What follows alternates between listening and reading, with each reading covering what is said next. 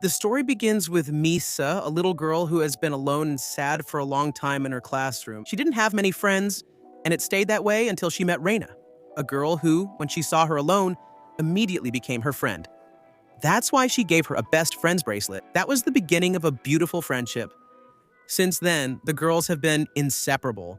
They practically grew up together. Many years later, their friendship was still as strong as the first day. Misa got a job at a well-known food company, and that's where she met her husband. His name is Tomoya. When he married Misa, he promised to love her for the rest of his life. But 15 years later, that dream life turned into a nightmare. Misa ended up in a hospital room. She had stomach cancer, and the doctors didn't give her much hope of survival, so everyone thought she would die soon. Even so, her best friend never stopped visiting. Misa practically became her only family. Because of that, Misa was very grateful for all the unconditional support her best friend gave her. Since she knew her time was coming, Misa made a bracelet with her own hands, just like the one Reina gave her when they were kids. She did this to mark the end of their friendship, since Misa thought she would soon leave this world. But days later, Misa would receive good news. The doctor told her she had improved and that she could soon be discharged, but when she wanted to tell her husband, she received a very strange call. The insurance company told her that someone had changed the policyholder of her life insurance. Her grandmother would stop receiving the money. Her husband would get it instead. When she learned this, she wanted to resolve it quickly. But Misa was still sick and no taxi wanted to take her. Yet luckily for her, a taxi driver stopped to pick her up. In the middle of the trip, the driver tries to cheer up his passenger, telling her that he is also from Toyama Prefecture, the same place where Misa was born. When she hears this, Misa feels a bit more comfortable. Then, the taxi driver asks her to enjoy the beautiful scenery. Suddenly, they arrive at their destination, and she wants to pay the taxi driver. He refuses to accept her money and tells her that this is his last trip, so it will be completely free. After that, Misa quickly goes home. She wanted to clear up the misunderstanding with her husband as quickly as possible, but why not? To her bad luck, she found her best friend in bed with her husband. Reina plays the victim and puts all the blame on Tomoya. Since Misa was still sick, she began experiencing severe stomach pain. Tomoya told her to stop getting involved in his life and to return to the hospital. Misa asks him why he changed the beneficiary of her life insurance. Her supposed husband says it's the fairest thing to do, since the only reason he married her was because she was extremely stingy. With the money, the life insurance will pay him back for the years he lost being with her. Reina also takes off her mask and confesses her dark intentions to her. She tells her that she never felt any affection for her, and that their friendship was nothing but a sham from the very beginning. Reina, deep down, she hated seeing her happy. That's why she got close to her, to make her life miserable. When she finds out about all this, Misa feels terrible. So she tries to run away and call the insurance company to change the policyholder. Since she didn't want to leave Tomoya helpless, she wasn't going to let her ruin her plans. That's why she threatened to kill her by throwing her off the top of the building. Reina pretends that she wants to help her, but it was all just another trick to end the life of her supposed best friend. Despite this tragedy, Misa wanted to think that at least she lived a happy life. But since this was the end of her life, she couldn't remember a single happy moment, since her friendship and her marriage were a lie. That's how she started to remember the bad times. Her husband would take the money she worked so hard to save, or the time her best friend ended up stealing her job, but back then, she didn't think it was that bad. Misa was always very optimistic and never thought she would end up so badly in life. With her last breath, she only wished for one thing: to have a second chance. Suddenly, we see a much younger version of Misa, 10 years younger to be exact, but she didn't have time to process the information because her boss was demanding that she present her project right away. Later, she meets Tomoya. He acts normal like any other day, but Misa ignores him and wants to be as far away from him as possible. When she gets out of the elevator, she also runs into Reina, who noticed she looked extremely pale. But after that terrible betrayal, Misa just wants to get away as quickly as possible. That's why she runs away until suddenly she comes across old posters. That's when she realizes she's gone back in time, to Tokyo from 10 years ago. Also, when she saw her reflection, she noticed she looked much younger. And it wasn't just her appearance, but her body as well. Now she could run without feeling any pain, but suddenly a lot of memories started coming back to her. That day, she had a presentation and remembered that she had arrived late and did very badly. So this time she wants to do better. But because she was in such a hurry, she ended up bumping into one of her bosses who was very kind to her. Noticing how rushed she was, he just told her that the scarf she was wearing didn't look good on her in the elevator. Misa started remembering how her presentation went so badly and how sad she felt when her project was rejected. That's why she drastically changed her speech, getting ahead of a product that will be very successful in the future. But her superiors weren't interested in it, so once again, they rejected her project. Misa, she feels bad, but not as bad as the first time, because this time she gave her best effort and dared to speak up, even though no one asked her to. So she also realized that there are things that would be impossible to change. After that, she went to a dessert restaurant that she used to visit with her father. Whenever they visited the big city, they would eat at that place. It was like their special spot. When she remembered her father, she realized that the taxi driver who took her that day looked a lot like him. That's why she starts crying from the emotion, because it was her father who gave her that second chance she wanted so much.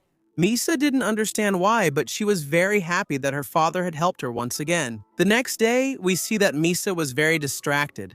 That's why Director Suzuki burned his hand to save her from the coffee maker that was about to explode. When she sees his wound, Misa remembers that it's exactly the same as the one she suffered in her previous life.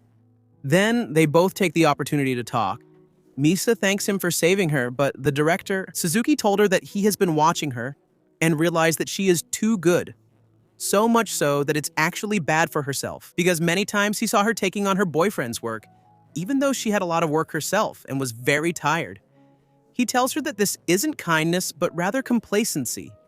She doesn't have respect for herself, and that's why others don't respect her. Upon hearing this, Misa begins to remember how she accepted her fiancé's ring. How, because of pressure from others, she had to live a life that she didn't really like. That's why she made the decision to exchange her fate. This time, Reina would be the one to marry her husband, and Misa would finally be free. Now we go back in time, we see Misa's university days.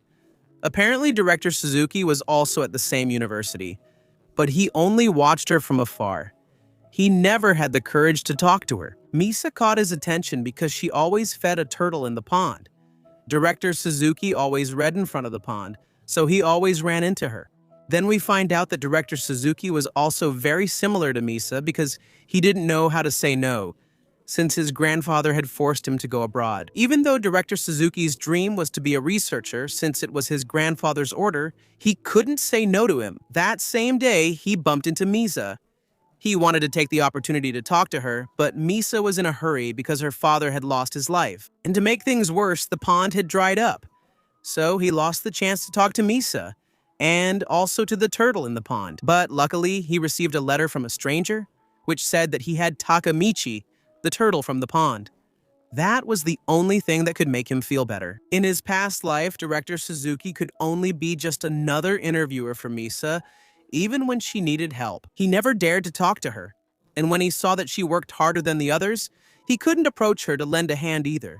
Even when he always saw her surrounded by her friends, he didn't have the courage to talk to her either. But that day, in the elevator, everything changed, and fate made him approach someone he had always wanted to. Although he ruined the moment by telling her that the scarf she had was too ugly, now everything had changed. Director Suzuki was willing to do whatever it took to get closer to Misa. Later, during lunchtime, Misa was thinking about how she could exchange her fate with Reina. That's why, as a first step, she decided that they should get along, so she made them sit together. Then, Misa remembers that on that day, Reina purposely threw food at her superior Sumiyoshi, but Misa wasn't going to let it happen the same way this time.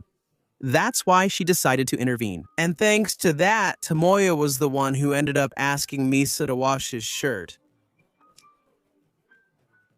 When Misa left, she started to feel a great happiness. So she went to the bathroom to celebrate that she had changed her destiny. Then she hears that one of her classmates needed help, so Misa decided to help her.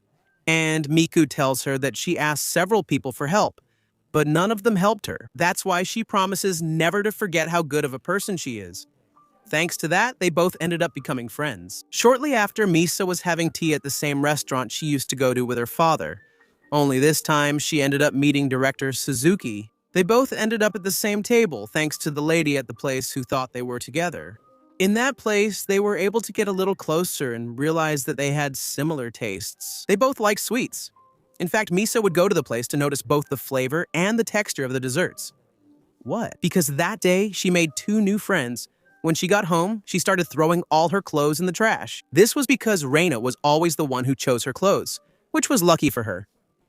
The next day, she met the principal again, Suzuki, who would have to wait in line at a new dessert restaurant. But since Misa had arrived earlier, she invites him to her table so he doesn't have to wait so long. Principal Suzuki suggests splitting the desserts in half so they can try everything without feeling full. After eating, Principal Suzuki wanted to spend a little more time with Misa, but she told him she already had plans because she needed to buy clothes that day. Principal Suzuki thinks it was his fault since he told her that her handkerchief was ugly. So he offers to buy her a new one, but Misa tells him it's not necessary because someone she doesn't like gave it to her as a gift. Besides, she knew the stores her boss visited were very expensive and she didn't want him to spend a lot of money. Even so, Director Suzuki insists on accompanying her. And when they pass by a store, Misa ve un hermoso vestido. but when he sees the price, he says it's not for her. But Director Suzuki was more humble than he seemed. That's why he takes her to a second-hand store where Misa can choose whatever clothes she wants at a very affordable price. In the end, it all turned out to be a normal outing at a cafe. In this place, Director Suzuki takes the opportunity to give Misa a cactus, since it wasn't such an expensive gift. Then, while they're walking, Miko arrives. Since Misa had called her to come along to buy clothes, the girl and Director Suzuki exchange glances. And Misa thinks that they already know each other, but Director Suzuki clarifies that they don't. He tells her the dress she saw would look great on her, and suggests she should reconsider buying it. That's why Miku went to see it with her, but when she saw the price, Misa kept insisting that it wasn't for her. But suddenly, she remembers what Tomoya told her, that he only married her because she was very stingy. Because of that, Misa gets angry and decides to buy the expensive dress. Then we see how an old friend of Misa invited her out for a drink that day, and since they hadn't seen each other for a long time, we also see that Supervisor Sumiyoshi was being exploited by the department head, since he keeps asking them to redo their project. Misa remembers how he did the same thing to her in her past life. The girls worked hard to redo the project over and over again, but in the end, Misa accidentally sent the same project without making any changes. When he reviewed it, he told them it was fine and that this was what he had asked for. That's why he says to her, Pero Sumiyoshi que deje de perder el tiempo. since their boss didn't review the project, he just asks them to redo it to pretend he's doing something important. Also, Misa remembered that Sumiyoshi's daughter hurt her hand because she waited for them until late. That's why she asked her to hurry and go pick up her daughter. When the day to present the project arrives, we see that Misa only changed the font and a few little things, and then presented it to her boss. The boss approved the project and tells them that they just had to listen to him to present good work. After that, the girls go out to celebrate. Misa is happy to help her coworkers since both of them had always been the scapegoats. They always ended up doing other people's work, since neither of them knew how to say no. Misa remembers how, in their past life, both of them hoped to present a successful project so they would get promoted. But that never happened. When they finally presented a good project, their boss stole it from them. Because of this, their superior, Sumiyoshi, ended up quitting, and Misa, because of her illness, was fired. That's why Reina kept her job, since she was favored by the boss. The next day, we see that Misa wanted to talk to Director Suzuki, but when she followed him, she was surprised to find out that he already knew Miku. She found this suspicious because they spoke quietly and insisted no one could learn about their relationship. That's why Misa thinks that Director Suzuki is a scoundrel and that he's just playing with her. So she wants to keep things as professional as possible. She also noticed that Reina was talking to Director Suzuki. That's why she thinks he's the worst kind of person, just as bad or even worse than her future husband. Because of that, Misa doesn't want to have any contact with him anymore. She wants to stay away from bad people. When she gets home, she finds Tomoya there. Misa is very surprised, but then she remembers that she herself had given him a copy of the keys. Since she was afraid to be alone with him, she had no choice but to put up with her disgust and go shopping with him. While they were shopping, Misa kept checking Reina's social media. It turns out she was already posting photos with a rich man and Misa. She thought it was Director Suzuki, but in reality, she was just taking advantage of some random rich guy. In the morning, everyone went to a vineyard. Since this was a company activity, even Reina and Tomoya were there. Reina noticed how she was looking at the director, Suzuki Misa. That's why she took the opportunity to tell him that Misa had just gotten engaged to Tomoya, all to disappoint Director Suzuki. Later, the director spoke directly with Misa. He wanted to know if she was really in love with Tomoya.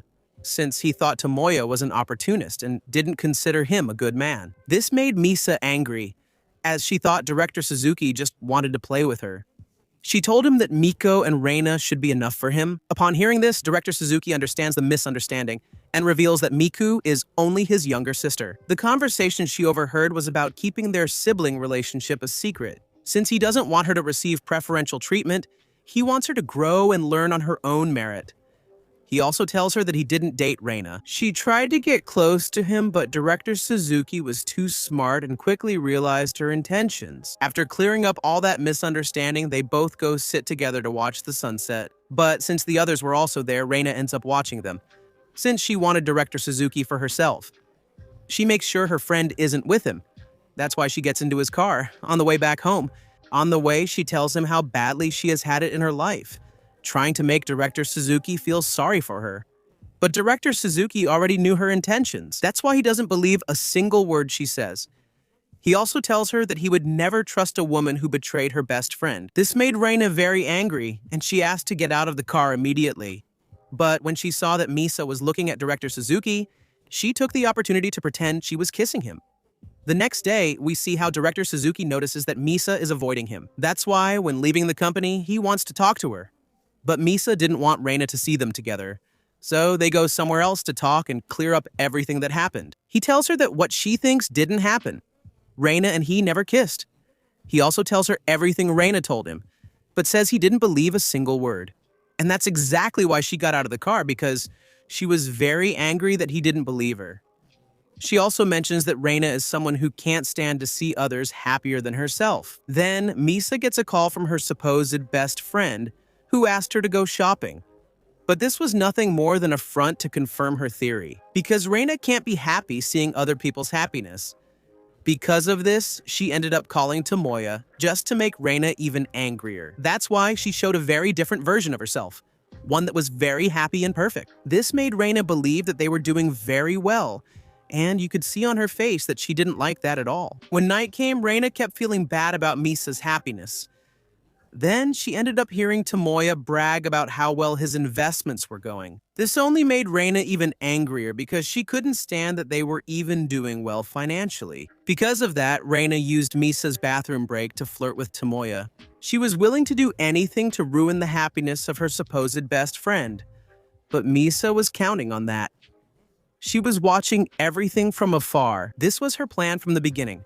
She wanted to make Tomoya seem like the perfect man, so that Reina would end up falling for him. The next day, Director Suzuki was confused because he saw Misa very happy, even though he treated her badly. That same night, his younger sister asked him a series of questions, like if he thought Misa would get back together with her bad company, but Director Suzuki didn't want to answer.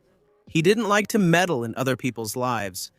But his sister told him not to be such a coward and not to waste the opportunity that life had given him, since after many years, he was able to meet his college crush again. That's statistically unlikely. That's why she asks him not to give up so easily. Director Suzuki agrees and is willing to fight for the woman he loves. Tomoya, for his part, met with Reina, who was feeling really bad and needed someone to talk to for a while. He also took the opportunity to throw a little shade at Misa, telling her that he already created an Instagram account, but she didn't follow him, neither of them. He also tells her that Director Suzuki sometimes gets too close to her, so he tells her she should be careful. The next day, Tomoya, worried, wants Misa to meet his parents as soon as possible. She has no choice but to accept, because she knows she can't escape her fate. But this time, Director Suzuki had overheard her call, and he asked her if she's sure about making the same mistake twice. Misa wants to avoid his question, but Director Suzuki tells her that she doesn't have to stay close to people who hurt her. Misa asks him not to talk about things he doesn't know, since someone like him can't know how she feels. When she leaves, Misa runs into Tomoya, who, a bit drunk, wanted to talk about a couple of things with her. For example, why haven't they spent the night together in a while, or why did she change the lock on her house?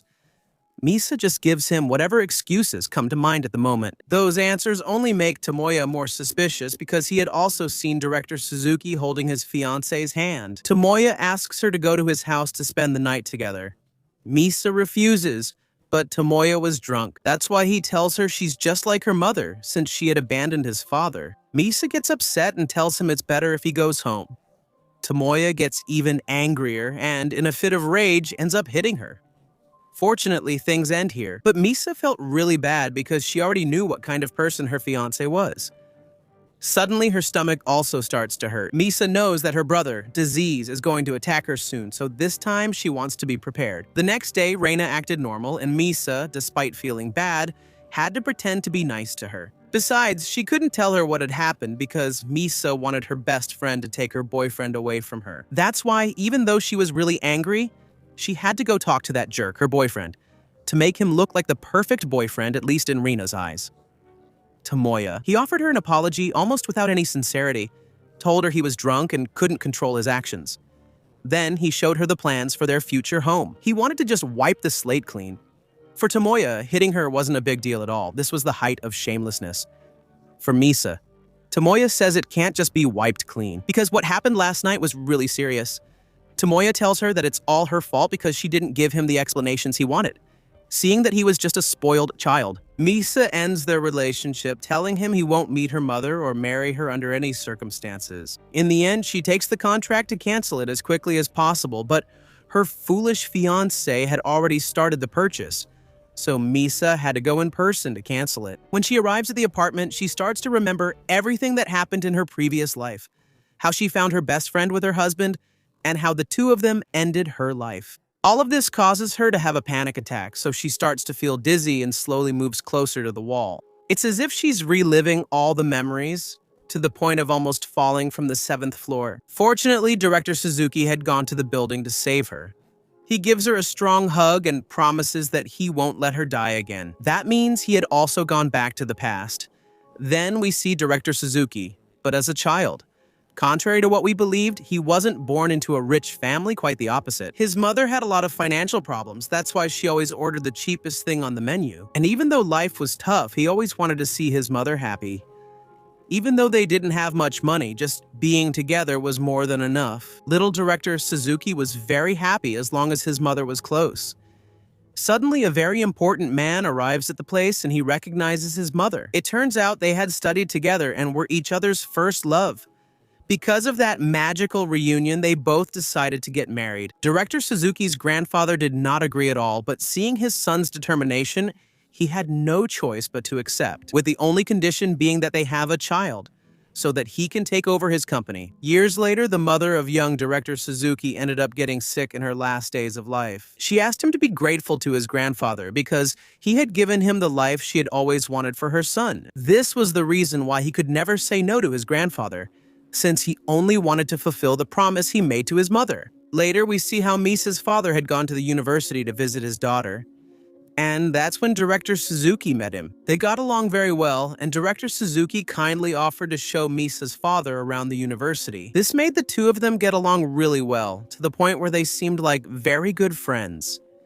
He even showed him the pond where his daughter always went to feed a turtle. The man tells him that he is a good boy and that his mother must be very proud of him. Director Suzuki replies that his mother is no longer alive, but that he would have loved to do many things to make her happy. Misa's father replies that this is not the children's obligation. For him, their happiness is more than enough.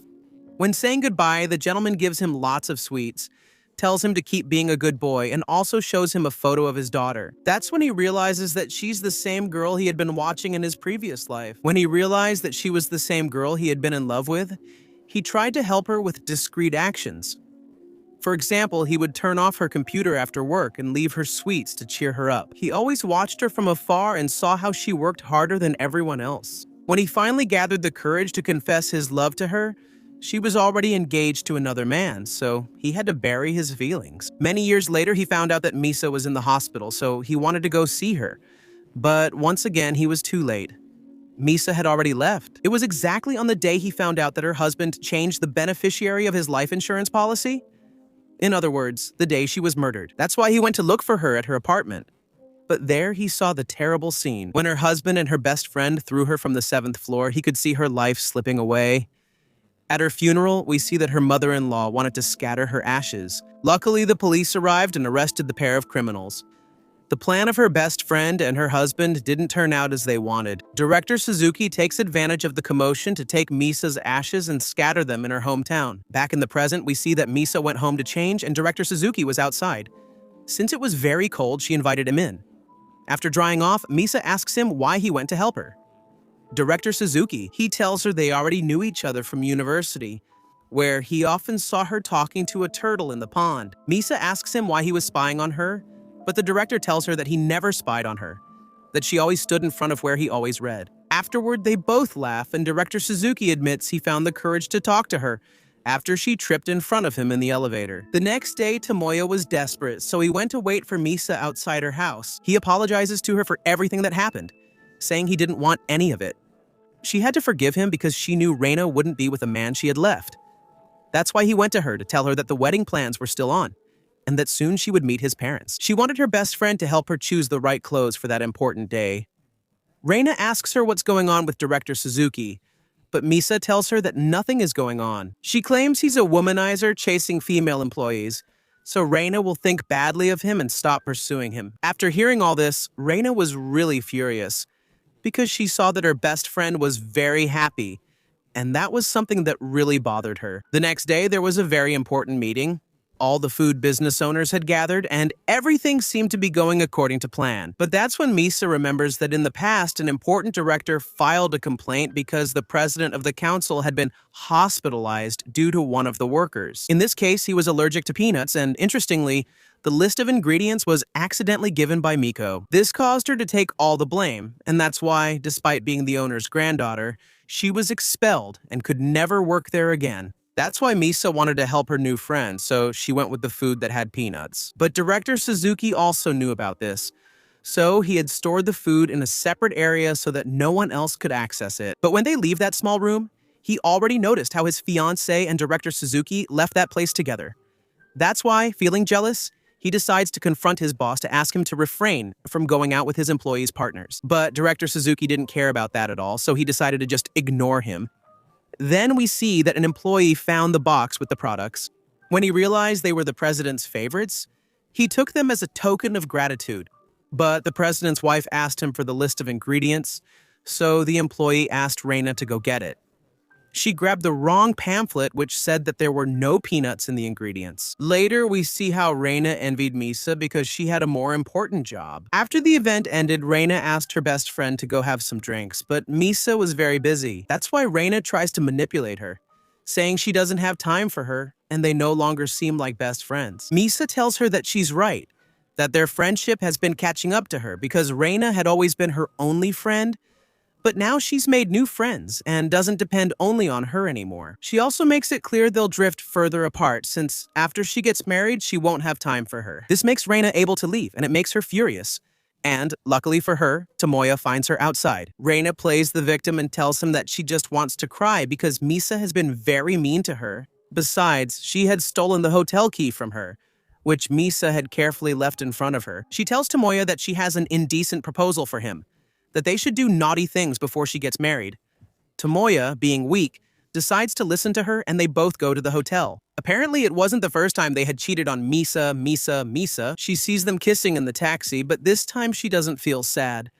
On the contrary, she's very happy because apparently her plan was working. But even so, she couldn't help but feel bad because she knew the fate that awaited her best friend. She had practically condemned her to the slaughterhouse. Luckily, Director Suzuki shows up to comfort her. Then she goes to drink with Director Suzuki, and there she tells him how she fell in love with Tomoya. It turns out that all the men who talked to her only paid attention to her best friend. But he was different. He noticed her. That's the only reason she fell in love with him. Now that she thinks about it, it seems kind of silly, but back then she thought it was really sweet. Director Suzuki tells her to stop thinking about the past and to focus on the future instead. Misa asks him if he has any dreams he wants to fulfill. The director answers that he has many, like wanting to eat with her and visit her hometown, in love with her and the house of, but Misa didn't go there, so she didn't hear anything he said. The next day, Tomoya woke up very worried because he was afraid that Misa would find out about them. So, in the end, he had to flee the scene of the crime. But when he returned to work, Reina ended up seducing Tomoya again. But he told her not at work, that what they had was just a one-night fling, and that he didn't want to have any problems with Misa. Suddenly, a very angry executive arrives. It turns out the president had eaten food with peanuts, which is why he almost lost his life. Losing that contract was costly, so they wanted to know who was responsible. It seemed that the blame would fall on Miku again.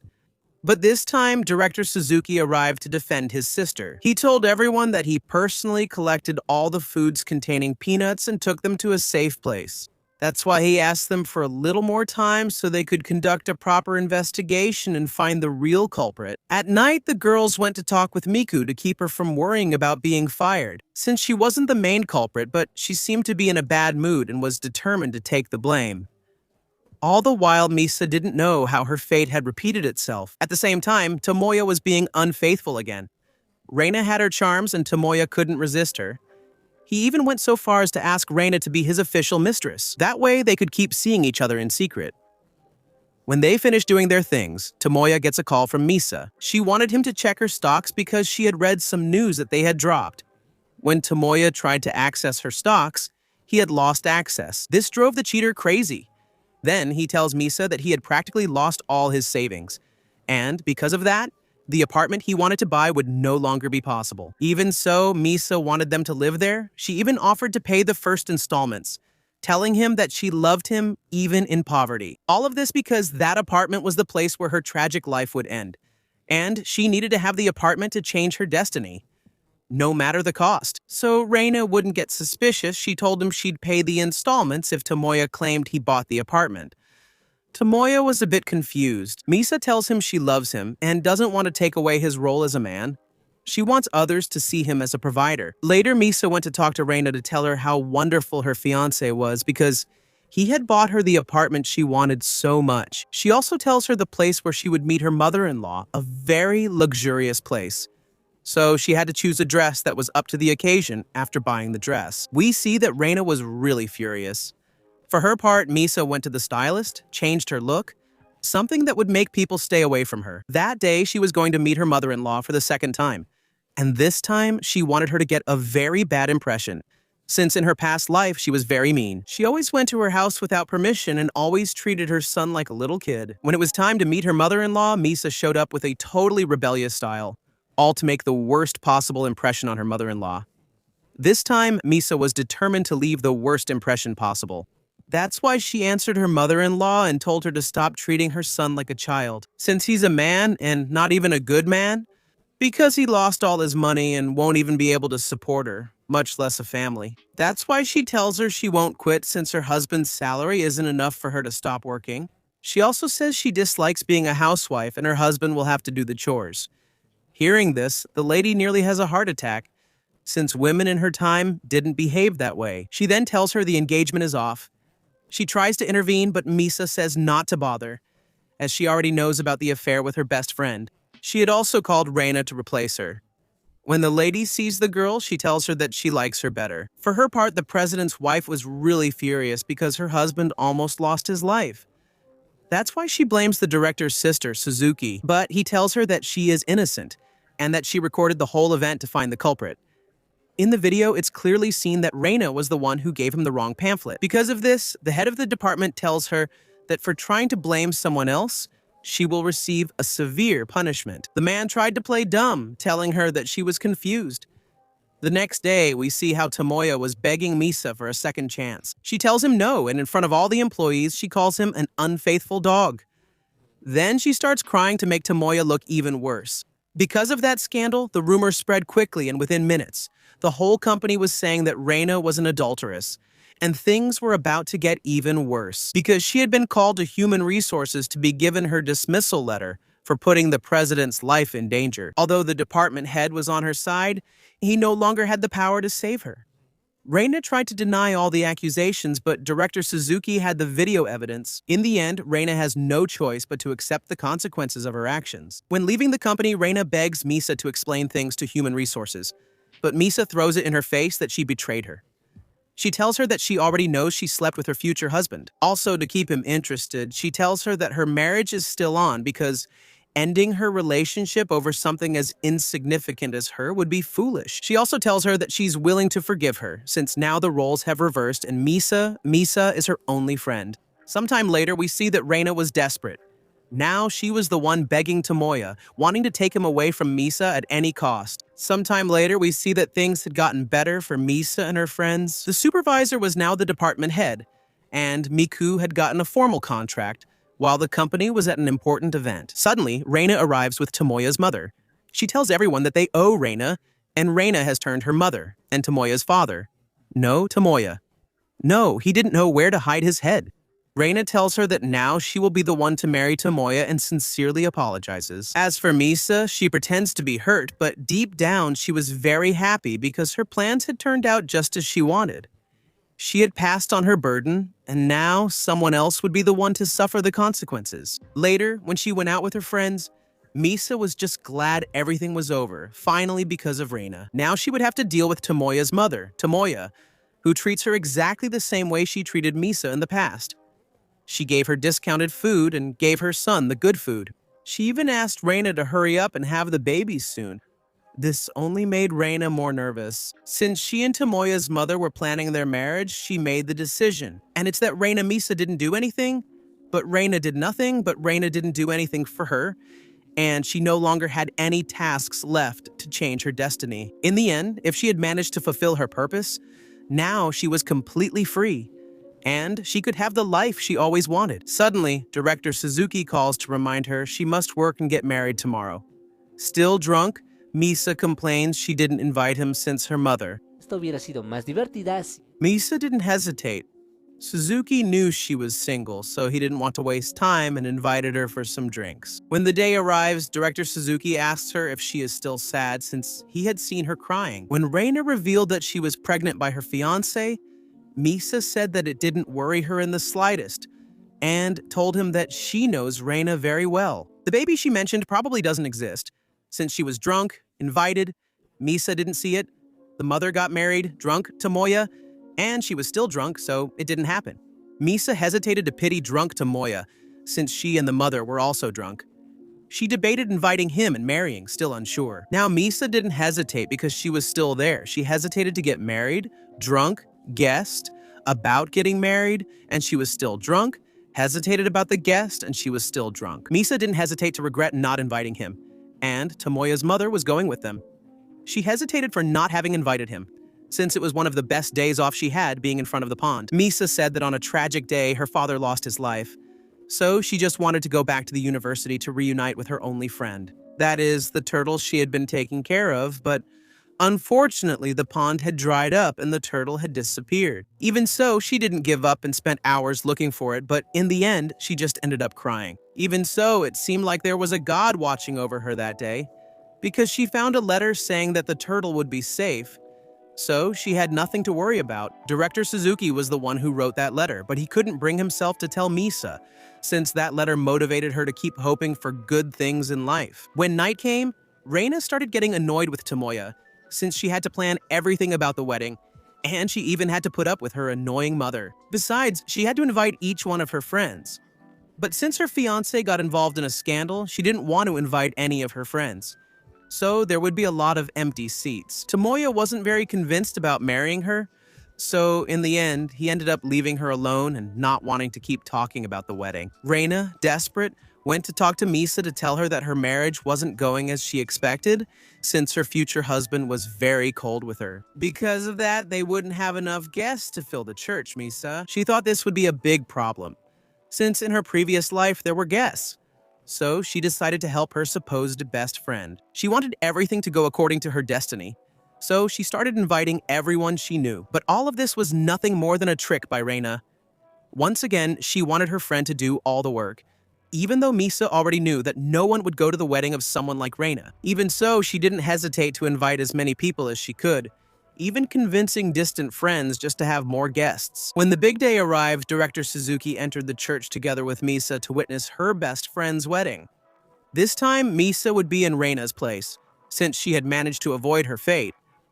Seeing her best friend in the dress, she looked exactly the same as when she married Tomoya. When she saw them share the engagement kiss, she realized that she had finally sealed her fate. Now she was completely free from Tomoya, and those two would no longer take her life. Misa felt a little bad, but thanks to the principal, Suzuki was able to keep her sanity. Then, as expected, Reina asked her to say a few words at her wedding. Misa says she's happy that Reina has found someone as good as she is. Since they are so similar, she has no doubt they will be the perfect couple. To finish, she thanks them for being in her life, and then she quickly turns off the microphone to quietly say that she managed to change her destiny. After the event, Director Suzuki took Misa to her house. When she enters, she notices that she had a cute turtle, which looked a lot like her. She invited her best friend from college, but it wasn't just that he looked similar, he was actually the same person. Director Suzuki reveals to her that it's Kakamichi. Misa is very surprised and can only cry with emotion, knowing that all this time he has been well taken care of. Then Director Suzuki had another surprise for Misa. He decorated a Christmas tree just for her. Misa was very excited, and it seemed like it would be the perfect moment for a kiss. But Director Suzuki still wasn't completely sure, but Misa tells him not to overthink it, and Director Suzuki finally gets up the courage to kiss her. Sometime later, the day comes when Reina has to move in with Tomoya. She kept thinking about what Misa said at the end of her speech, so she wanted to contact her to ask what she meant. But Misa had already blocked her. She even blocked her on all social media. And when she goes to see her at her apartment, it turns out she had completely disappeared. Desperate that her best friend had disappeared, Reina decides to follow Miku all day until she finally sees her arrive at a strange building. While spying, she sees her best friend with Director Suzuki. The worst part for her is that she saw her happier than ever. Besides, this didn't make sense to her since Misa had told her that he was a womanizer who wasn't worth it, so she doesn't understand why they're living together. But the more she thinks about it, the more memories come to Reina's mind. She starts to think that it was all a plan by her best friend to get rid of Tomoya, since many times she forced her to sit with him. And she also remembers that no matter how much she fought with her boyfriend, Misa always seemed to be happy, and that made her really angry. This seemed way too suspicious to her. She even starts to think that the hotel key she left wasn't there by mere coincidence, but that everything had been perfectly planned by Misa. That's how she comes to the conclusion that her best friend manipulated her into marrying her boyfriend. After thinking a lot, Reina starts to interpret what Misa meant at the end of her speech.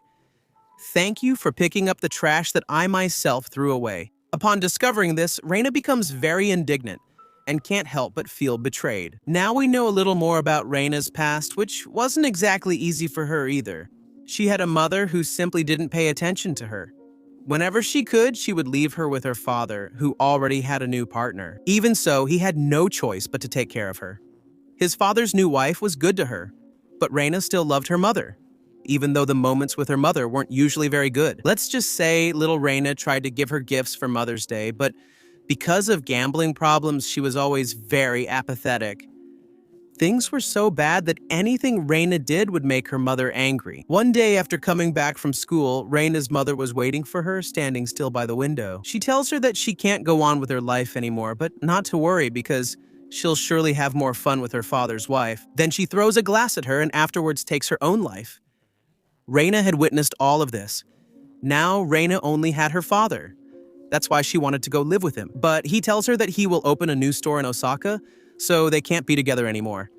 Now her mother's family will take care of her. Also, her father's wife gives her a pair of bracelets, a bracelet that she later gave to Misa. The town she went to was the same one where Misa grew up. There we discovered that Reina approached Misa not because she felt sorry for her, but because it was her only option, since she didn't have any friends. Back in the present, Reina was very angry. She felt that her best friend had betrayed her. That's why she burns all the doors. For her part, Misa welcomed the new year with a peculiar gift, a costly medical checkup. Director Suzuki assured her that he gave her that because he couldn't find anything better to give her. But this was already too much for Misa, who couldn't believe he was so perfect. With this medical checkup, they could detect her cancer in time and would probably be able to treat her. With all these coincidences, Misa wanted to know if he was hiding something, or if he had met her father at some point in the past. But this conversation would be interrupted when their favorite place just closed. All this happened because the owner of the place was too old to continue running it. So the owner simply apologized to her two best customers. Then we see that the superior had found out that her husband was cheating on her. So she planned to pay him a surprise visit to catch him red-handed. Misa and Miku were very worried, so they ended up accompanying her. When she enters, Misa realizes that everything was exactly the same as what happened when she found her best friend with her husband. When her superior left, Her husband had the same fight and the same urge to throw her from the heights. Everything was exactly the same as what had happened to Misa. Luckily, her friends were there to save her. After a struggle, a strange stomach pain struck the superior, who immediately fell down the stairs. After being hospitalized, she says that the abdominal pain she had was just a minor pain. The same words that Misa used in her past life. The doctor also said exactly the same words he told Misa. Apparently, her fate had not been transferred to her best friend, but to her co-worker. Later, we see that Tomoya couldn't enter his house because of some thugs, since they were looking for him because of his debts. They spent hours hiding like that. Reina didn't understand why a group of thugs would be after him since, according to Misa, he was a provider. That's when her husband reveals to her that he was actually bankrupt and that he borrowed 20 million from the mafia. This matched up with the incredible investments that Tomoya supposedly had. When Reina found out about this, she started asking more and more questions. She wanted to know how he managed to pay for that apartment if he didn't have any money. Feeling cornered, Tomoya told her that it was Misa who paid the first installments, and that because she insisted, he had to say that he was the one who paid them. At this point, Reina confirmed that everything had been planned by her best friend.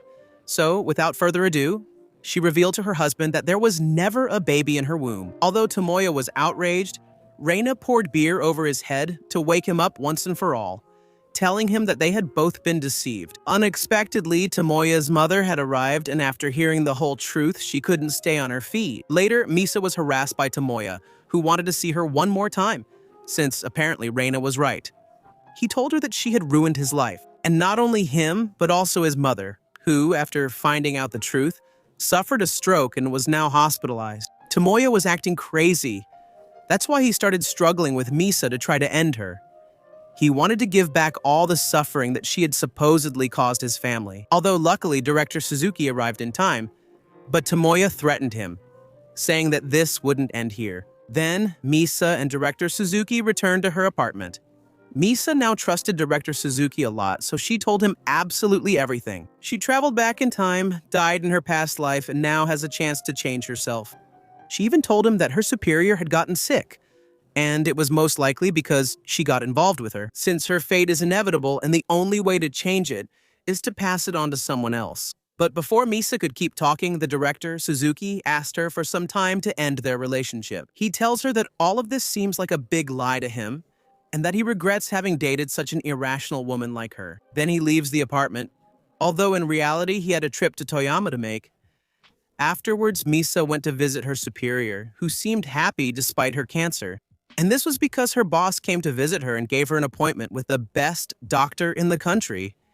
This made Misa cry with happiness, but he also made her understand that Director Suzuki had believed her words, because if he hadn't, he would never have tried to change his friend's fate again. But the one who was surprised was Miku, when, upon arriving at her brother's house, she checked his computer and found that he had noted some very strange things in his calendar. At the same time, Director Suzuki called Tomoya to give him a second chance, offering him money to face him. This is when we find out how Director Suzuki went back to the past. After he stole Misa's ashes, he went to Toyama Prefecture. He wanted to end his life since he had no reason to keep living. Since that had been his fate, now he had to pass it on to someone else. That's why he called Misa's ex-boyfriend, so he would carry his fate. Reina, for her part, was taking care of her mother-in-law, but even so, her mother-in-law didn't trust her, since she didn't want a manipulative daughter-in-law. That's why she tells her it would be better to end the relationship with her son. After hearing all this, Reina saw her own mother in her mother-in-law, and she didn't like that at all. That's why she ended up hitting the defenseless old woman, just so she wouldn't have to listen to her anymore. Back with Director Suzuki, he was just thanking Misa's father for everything he had done for him. He told him that once again, he would do whatever was necessary to protect his daughter. In other words, he was ready to sacrifice Tomoya, which is why he made him get into his car, making him believe he was taking him somewhere to confront him. But in reality, he planned to crash into the bridge, and that way Tomoya would be the one to bear his fate. This way, he would free Misa and her loved ones, but Misa appeared on that bridge, so Director Suzuki couldn't go through with his plan, and there was nothing else Misa could do. She removed her ex from the car, got in, and discussed with Director Suzuki what happened after discovering future effects and events on his computer. Now she knew that they were both in the same situation, and she wanted him to tell her the truth. Once and for all, Director Suzuki knew he would lose his life in a few years. Because fate is cruel and he can't change it, Someone simply has to replace him. Then we see that he gets a call from Miku. Apparently, Reina was in Toyama with Misa's grandmother. We see that she posted a lot of photos on her Instagram. All of this was just to provoke Misa. She didn't hesitate to go after Reina once she found her. Director Suzuki was in charge of keeping Misa's grandmother safe. When Misa tried to stop her, Reina tried to end her best friend's life. Fortunately, Director Suzuki was nearby, so he was able to save Misa. Reina had no choice but to escape, but she promised that she would finish her off. Tomoya, for his part, was finally able to charge his phone and eat something after walking for a long time. But the first thing he received was a call from his mother, who told him that Reina had hit her. Tomoya was a mama's boy, that's why he wanted to take revenge for his mother. His best revenge was to end his wife's life, so he could collect the life insurance. But just at that moment, Reina appeared in front of him, so they both had to return to the city together. On the way, Tomoya pretended that everything was fine. When he arrived in the city, the first thing Tomoya looked for was how to end someone's life without leaving a trace. Before he could continue, he got a call that his mother's condition was critical, so he rushed to the hospital to see her. After leaving, Reina calls him to tell him that thanks to a friend of hers, she was able to cut the brakes on his car. She tells him that she's not as dumb as he thinks. She knows what he's planning. That's why she decided to get ahead of him, since his mother made him sign a ridiculously expensive life insurance policy, and that seemed very suspicious to her. With nothing else left to do, Tomoya could only call Misa one last time, this time to apologize for how stupid he had been all this time, since now he was about to lose his life. He was finally able to see everything clearly, wishing he had another chance. To do the right thing, to not have hit her, and to not have treated her like trash. Those were his last words before he died. The next day, Reina contacted Director Suzuki to ask to speak with Misa one last time. After all, she would be arrested soon. That's why, as her last wish, she wanted to see her best friend at a hotel. But Director Suzuki didn't want to tell Misa anything, since she had to go to the funeral of the director who ate peanuts. So he decided to take care of it himself. Instead, he hired a specialized group to watch the hotel. That way, they would catch Reina and hand her over to the authorities. But unfortunately for him, she never showed up. So Suzuki called his sister, who revealed to him that Misa, she had recently left along with a former department head for a supposed business meeting. It turns out that the department head was in cahoots with Reina. He was the one who cut Tomoya's brakes. He was willing to do anything for Reina. The man's plan was to kidnap Misa. Director Suzuki had found out about this, which is why he wanted to go after her to save her. In the end, he realized Reina had always been nearby, disguised as a waitress.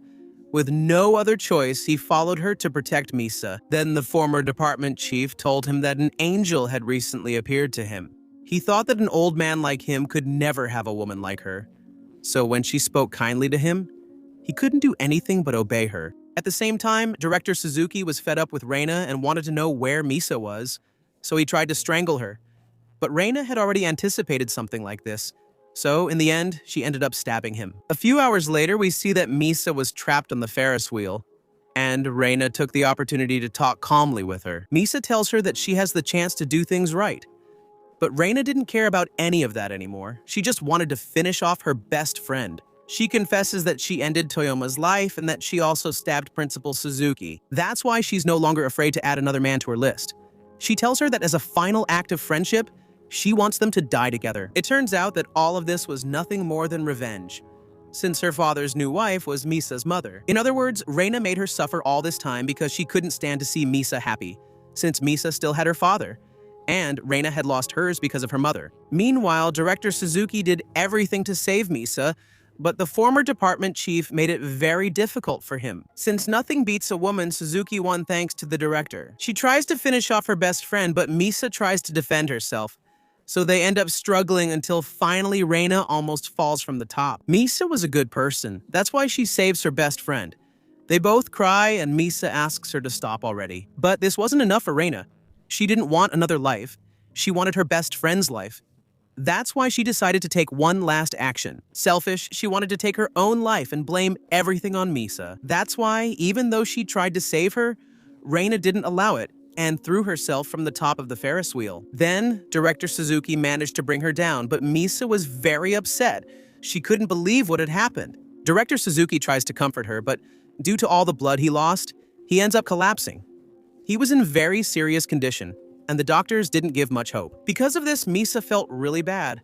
Because in the end, director Suzuki had given everything for her. That's why she begged him to wake up so they could do all the things they still had left to do. Then we hear a beeping sound start. Apparently, director Suzuki was leaving. At that moment, about to die, director Suzuki talks with his mother. This time, she apologizes to him for leaving such a huge burden on him. She asks him to please now, not live for her anymore, but to live for himself. He no longer has to blindly obey his grandfather since he kept his promise. Because of this, director Suzuki was able to return to life. When he finally woke up, Misa was by his side. Sometime later, we see that he had recovered, and not only him, but also Superior Sumiyoshi. Because it happened at the same time, they both received a surprise party. All their friends, their true friends, had come to congratulate them. Then we see that Miku also had good news, since she had gotten a boyfriend. It turned out to be Misa's former classmate. A long time later, we see that director Suzuki had accomplished everything he wanted to do. He watched movies with Misa, they went out to eat many things together.